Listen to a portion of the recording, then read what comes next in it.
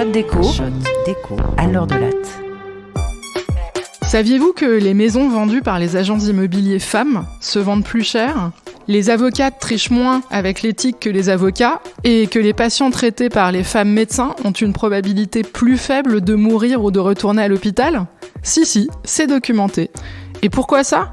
On est plus brillantes de base, non ? Oui, bien sûr, on est toutes d'accord là-dessus, mais en fait non, c'est pas ça. C'est juste que pour y arriver, nous les meufs, on bosse plus. Parce qu'on nous pardonne moins nos erreurs que les mecs, parce qu'on nous fait moins confiance, on bosse, on s'améliore et on sort des trucs en moyenne mieux qu'eux. Comment je sais ça ? C'est un article d'Erin Engel, une jeune professeure d'économie à l'université anglaise de Liverpool, qui permet de mieux comprendre la réalité du milieu professionnel pour les femmes. Elle a étudié les processus d'évaluation dans sa profession, qui est aussi la mienne, la recherche académique. Très bon terrain d'étude où les processus d'évaluation sont standardisés, les mêmes partout dans le monde, assez transparents et on peut récupérer plein de données pour les analyser. Erin Engel a étudié de près la publication de 10 000 articles dans des revues académiques d'économie, en divisant son échantillon entre des articles écrits seulement par des femmes et des articles écrits seulement par des hommes. Grâce à un logiciel de texte statistique, elle applique des critères standards de clarté rédactionnelle et elle observe un truc dingue, les articles des femmes sont mieux écrits et plus clairs que ceux des hommes. Pourquoi ? La recherche d'Erin Engel est brillante parce qu'elle démontre que les femmes le font en réaction. En fait, elles écrivent mieux pour compenser des critères éditoriaux plus exigeants au cours du processus de publication dans les revues académiques. Au fait, ça marche comme ça. Vous soumettez votre article à une revue académique, celui-ci est rejeté la plupart du temps, mais quand il ne l'est pas, on vous envoie plusieurs rapports décortiquant votre méthodologie de fond en comble et on vous demande une batterie de nouveaux tests, nouveaux échantillons, nouvelles hypothèses. Ça représente en gros 2 mois de boulot en général. Or, l'auteur a comparé les articles avant et après soumission.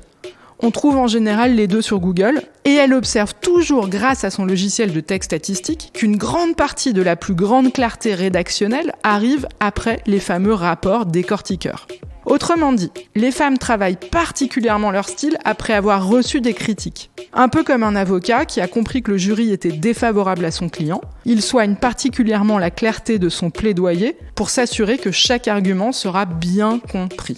Pourquoi ? Parce que les femmes sont de fait plus soumises aux critiques. Si on compare les articles de femmes et d'hommes avec la même expérience académique, on observe des preuves de discrimination dans plus de 60% des cas.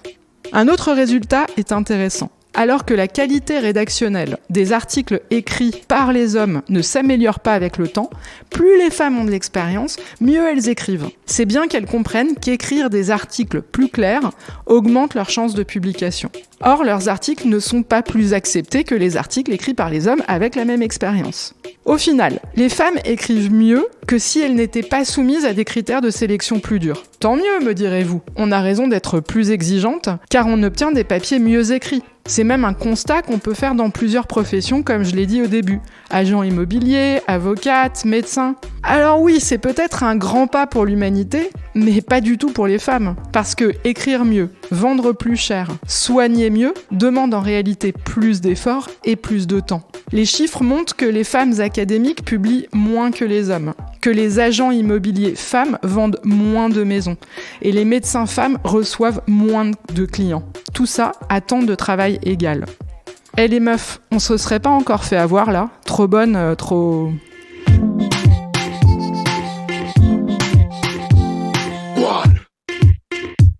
C'était un podcast de l'université Paris-Dauphine, PSL.